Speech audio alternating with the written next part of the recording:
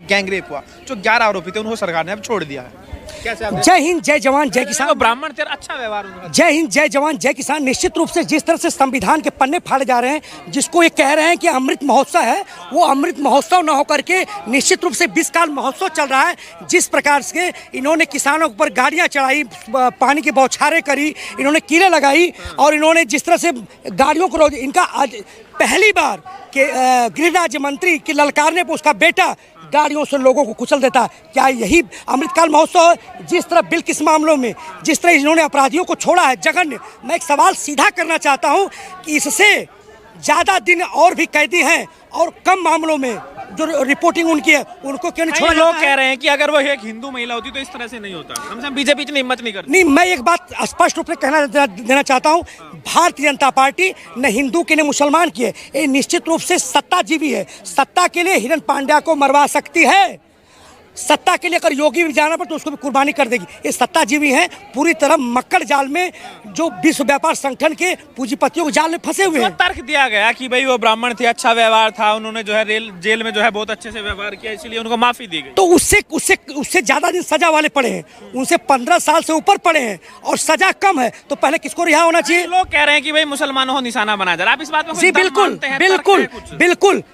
अल्पसंख्यकों को, SC ST OBC minority को मैंने देखा है, जिस तरह भारत टुकड़े गैंग का जब इनके नीतियों का विरोध करते हैं तो कहते हैं कि भारत टुकड़े गैंग है, ये माओवादी है, खालिस्तानी है, पाकिस्तानी प्रो, चाइनीज प्रो, इनका एजेंडा चल रहा है, बीजेपी का एजेंडा है।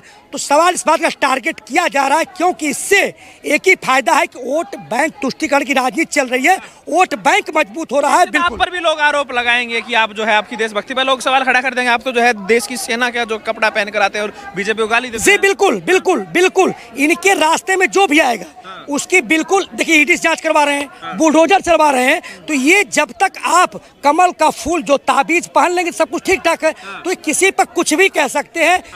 आपने देखा नहीं कि एक जो अपनी पुनिया था, क्या था, उसके ऊपर राष्ट्रद्रोह का मुकदमा दर्ज कर दिया। तो ऐसे लोगों के ऊपर इनको कोई, हमको भी कह देंगे और उन्होंने कहा है, हम भी तो आंदोलन में शामिल थे, इनको कोई हिचक नहीं है। ये टारगेट कर रहे हैं लेकिन इनको सफल नहीं होने देंगे। निश्चित रूप से जब जब इस प्रकार अत्याचारियों का, इस प्रकार तानाशाहों का आक्रमण हुआ, भारत एकजुट हुआ है। हिंदुस्तान की यही लोकतंत्र की खूबसूरती है, ना कभी हिंदुस्तान टूटा है ना टूटेगा, न हिंदुस्तान के लिए हिंदू मुस्लिम सिख ईसाई सब। जी बिल्कुल। आज मैं आया था बिल्कुल बिल्किस बहन को मैं समर्थन देने के लिए आया हूँ। मैं बार बार ये सवाल कर रहा हूँ बार बार कि उनसे ज्यादा दिन के कैदी उसमें हैं और कम उन पे वो धाराएं लगी है, पहले उनको क्यों नहीं? निश्चित रूप से टारगेट हिंदू मुस्लिम किया जा रहा है। जिस तरह से बातें की उनको फूलमाला स्वागत। 15 अगस्त के दिन एक पवित्र दिन, देश की आजादी है, 75 साल, अमृत महोत्सव पूरे देश में जो है वो 20 काल महोत्सव जो है महिलाओं के सम्मान की बात और महिलाओं पर जो इस तरह का जुर्म हुआ उसके आरोपी को छोड़ दिया जा रहा है। अब बिल्किस बानो कह रहे हैं कि भाई आपने इनको छोड़ा ठीक है, लेकिन तिलक लगाने वाली बात से जो है कम से कम जो है दुख होता है। जी बिल्कुल बिल्कुल। मैंने सवाल जो किया संवैधानिक कर दिया है। बिल्कुल तिलक एक जले पर नमक छिड़कने वाला ये जो अमृतकाल महोत्सव था, ये 20 काल महोत्सव है। जनता को कुचलने का प्रयास किया जा रहा है, संविधान के पन्ने फाड़े जा रहे हैं। गुजरात चुनाव से पहले कोई फायदा लेने की कोशिश कर रहे हैं। जी बिल्कुल। हिंदू मुस्लिम कर रहे हैं, उनको बिल्कुल वोट बैंक तुष्टीकरण की राजनीति कर रहे हैं, वोट बैंक को मजबूत कर रहे हैं और कुछ नहीं कर रहे हैं। इनसे कोई मतलब नहीं है। इन्होंने पूरी तरह से सुबह इनका एजेंडा तैयार रहता है, कल क्या करना है, परसों क्या करना है। ये हिंदू मुस्लिम पूरे देश में आप एक चीज और देखेंगे। आप तो आए हैं, लेकिन आपके जैसे कितने लोग, आपके जैसे कितने लोग हैं जो सड़कों पर आएंगे? जी बिल्कुल। ये जनता सोई हुई है। हमने सबने मिलके स्वतंत्रता संग्राम में लड़ाई लड़ी थी। अशफाक उल्लाह खां थे, चंद्रशेखर आजाद भी थे, सरदार भगत सिंह भी थे। वही जरूरत है। जनता सो गई है। जब पड़ोसी घर में आग लगेगी तो आपके घर में भी आँच आएगी। बीजेपी लोग कह रहे हैं हिंदुओं को जगा दिया हमने। कहीं नहीं जगह। कौन हिंदू कौन? आप, मैं क्लियर बात कहना चाहता हूँ, हिंदू का वोट बैंक, उनका वोट बैंक कौन है?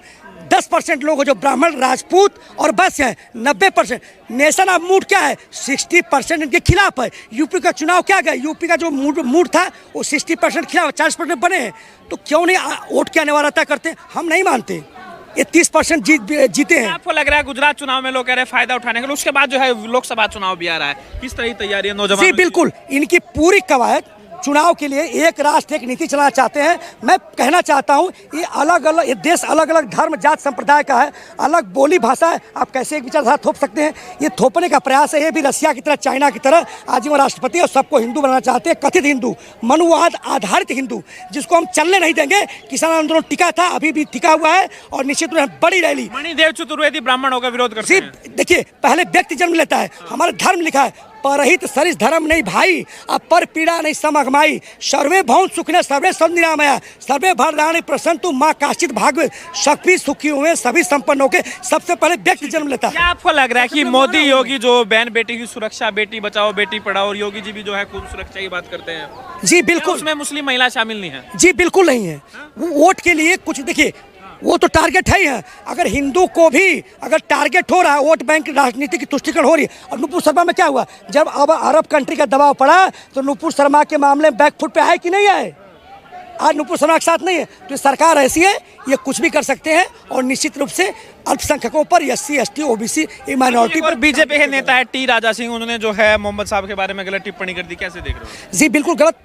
कहीं किसी भी क्षेत्र में कोई भी गलत की गई टिप्पणी निश्चित निंदनीय है और समाज योग्य नहीं है। उसमें जो अगुआ है, जो देश का सत्ता का सबसे बड़ा बनता है, वो आके उसको कंडेम करे, उसको हर चीज़ का। लेकिन ऐसा नहीं हो रहा है। हम उसको बहुत विभत्स देखते हैं। ये लड़ाने का काम हो रहा है प्रायोजित, जिस तरह लुलू महल में हुआ कि हिंदू नमाज पढ़ रहे थे, इसीलिए तो प्रायोजित है वहाँ का कांड। वो सब प्रायोजित चला, आप देखेंगे वीडियो, उसमें वहाँ के स्थानीय लोग नहीं हैं, जो RSS के लोग हैं, सब लोग बाहर के हैं।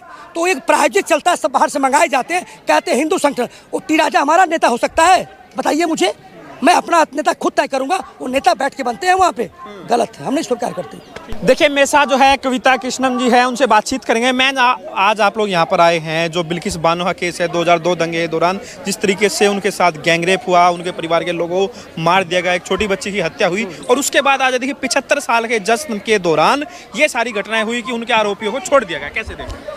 तो ये तो बहुत शर्म वाली बात है और हम सीधा प्रधानमंत्री से सवाल करने आए हैं कि बिल्किस बानो का नाम लो। आपने जो है 15 अगस्त के दिन 75 साल आज़ादी के उस दिन बोला कि उस मौके पर कहा कि महिलाओं का सम्मान हो।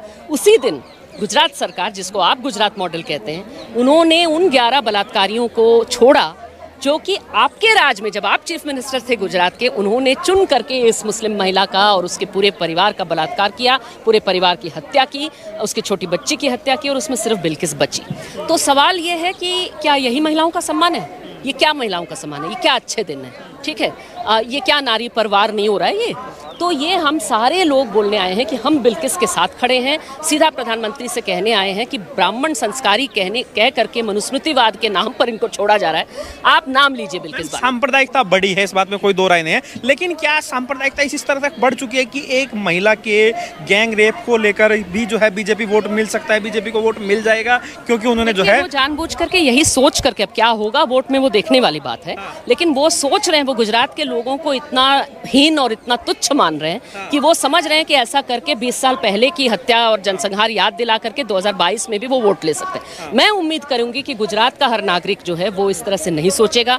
वो सोचेगा कि ये मेरा अपमान है, बाकी लोगों का तो रहने दो, ये सोच करके एक दूसरी सजा देगी। मैम, आज आप लोग यहाँ पर आए हैं, तो कैसे आप देख रहे हो जो बिल्किस बानो के जो आरोपी थे, जो 11 आरोपी, उन्हें छोड़ दिया गया 15 अगस्त के दिन, कैसे देख रहे हैं?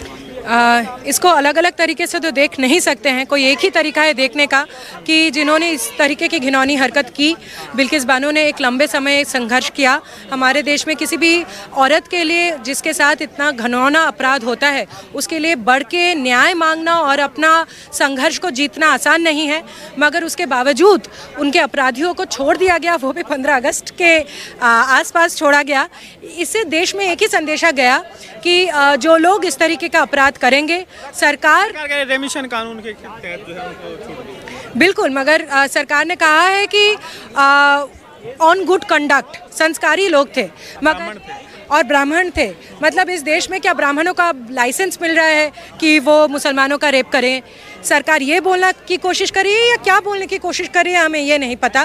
2002 के दंगे के दौरान जो घटना हुई उसको फिर से ताज़ा किया गया, इसके पीछे क्या वजह आप मानते हैं? क्या आपको लग रहा है चुनाव में वोट लेने के लिए फिर से वही चीज़ें देखिए, चुनाव तो एक मामला है ही जिसके लिए ये किया गया। दूसरा, देश में एक संदेश भेजने के लिए किया गया कि जो इस तरीके से मुसलमान परिवारों पर, मुसलमान महिलाओं पर हमला करेंगे, अपराध करेंगे, उनको आरएसएस बीजेपी देश में प्रोटेक्शन देगी और उनका जश्न मनाएगी। ये संदेश उन्होंने बिल्किस बानो के कॉन्विक्स को रिलीज करके दिया है। क्या आपको लग रहा है, प्रधानमंत्री मोदी जी कहते भाई महिला सुरक्षा, बेटी बचाओ बेटी पढ़ाओ, इधर योगी जी भी कहते भाई महिला सुरक्षा, तो जो महिला सुरक्षा है उसमें मुस्लिम महिलाएं नहीं आती क्या? बिल्कुल, बहुत साफ साफ क्लियर हो गया उस दिन कि बिल्किस बानो ने लंबा संघर्ष लड़ा, उसके बाद उनके अपराधियों को दोषी करार दिया गया और उनको फिर छोड़ भी दिया गया, ये बोलते हुए कि वो संस्कारी लोग थे। इसके बाद इस देश में ज़्यादातर मुसलमान महिलाएं कैसे सुरक्षित और निडर जी सकती हैं, ये सवाल आज मुसलमान और हिंदू हर किसी को सोचने की ज़रूरत है। तो महिलाएं आप करेगी डर के माहौल में? बिल्कुल, इस बारे में तो कोई संदेह नहीं है, क्योंकि हमारे देश में देखिए ऐसा नहीं है कि बस मुसलमान महिलाएं, बट महिलाएं पर हमारे देश में अपराध होता है, मगर मुसलमान परिवारों पर और मुसलमान महिलाओं पर विशेषकर अपराध किया जा रहा है और ये हिंदू राष्ट्र बनाने का एक सपने के साथ किया जा रहा है।